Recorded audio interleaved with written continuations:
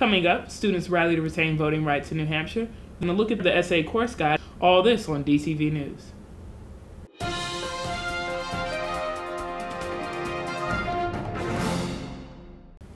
Hi, I'm Olivia Scott. And I'm Lillian Wilson. And you're watching DTV News. This week, students picked their spring classes with the help of the new essay course guide. I took a look at what the new website looks like and how people reacted to it. Missing this past fall was the popular Student Assembly Course Guide, a site where students could see reviews of classes and professors before choosing courses.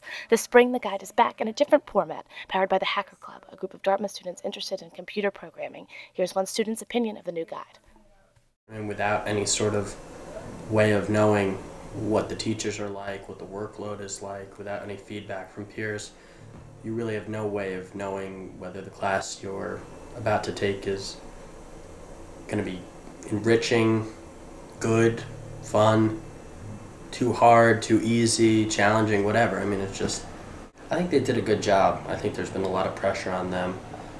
Ever since the site's been down, I think people have been really frustrated. But I think that they've really come through, and I think a lot of people are going to be grateful for it. This has been Lillian Wilson with DTV News. Thanks, Lillian. A bill recently introduced in the New Hampshire state legislature will prevent college students from voting in the towns where they attend school, unless they were previously registered there before enrolling. The legislation was introduced by Representative Gregory Sword, a Republican from Easton, and is facing opposition statewide from Democrats, as well as college students from across the political spectrum. I don't want to turn back to the days when women couldn't vote, when people of color couldn't vote, and I certainly don't want to turn back to the days when we don't welcome young people here to take a role in New Hampshire, to vote, participate in our presidential primary. It's extremely important for the country, and participate in our state and local elections. So thank you very much. Dartmouth students are currently circulating a petition to be delivered to the legislature urging it to oppose the bill. On Thursday night, the college Democrats, college Republicans, and college Libertarians co-hosted an event in College Common Ground to rally opposition to the legislation. In attendance were State Senator Matthew Howe, 2012 Republican presidential candidate Fred Carger, and former candidate for the U.S. House of Representatives Ann McLean Custer. The college moved ahead this week with new initiatives to reduce instances of sexual assault and increase awareness of sexual abuse on campus. On Thursday, the Student and Presidential Committee on Sexual Assault held a meeting open to all of campus. The Safe Ride late-night campus transport program was one of the initiatives discussed. Also mentioned was the Green Team, the new bystander intervention program for campus parties. Host organizations may request Green Team staffers to help monitor parties and provide assistance to attendees who may be becoming intoxicated or who may be at risk of assault or abuse.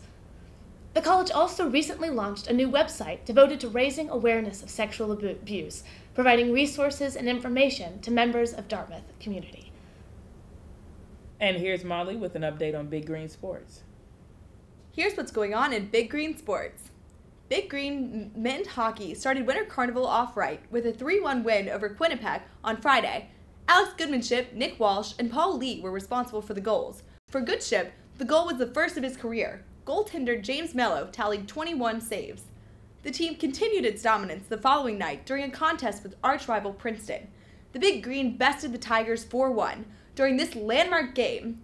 Before Dartmouth's first sellout crowd since 2006, freshman Mark Lindbald scored twice to extend his scoring streak to 4 games, while Dustin Walsh and Adam Escoclay scored the other 2.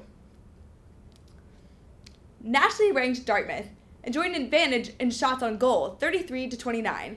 James Mello again tended goal and tallied 28 saves on the day and earned MLX Skate's Eastern Collegiate Athletic Conference Goalie of the Week honors after Dartmouth's second sweep of the season.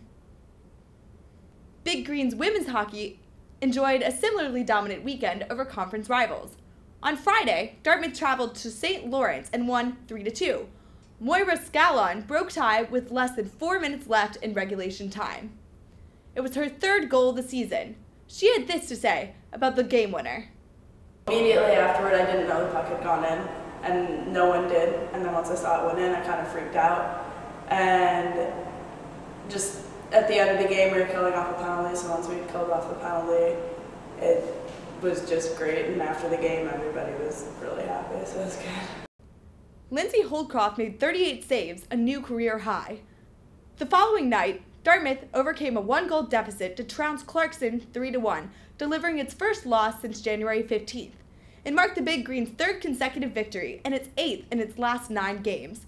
Reagan Fisher scored 3 points, and Holdcroft made 19 saves for her 3rd win of the season, and also garnered MLX Skate's ECAC Goaltender of the Week honors.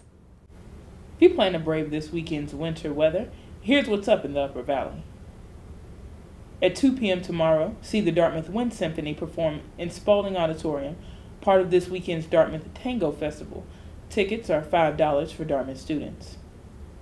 Alternatively, see Sarah Rules play Eurydice, also at 2 in the Moore Theater, a Dartmouth Theater Department production directed by Professor Peter Hackett, $5 for students. Finally, catch The Army of Crime, this week's Dartmouth film series, offering at 7 p.m. tomorrow evening in Spalding Auditorium. Tickets are also $5 with the Dartmouth ID. And that's what's up this weekend in the Upper Valley. And that's all we have for today. I'm Lillian Wilson. And I'm Olivia Scott. Thanks for watching.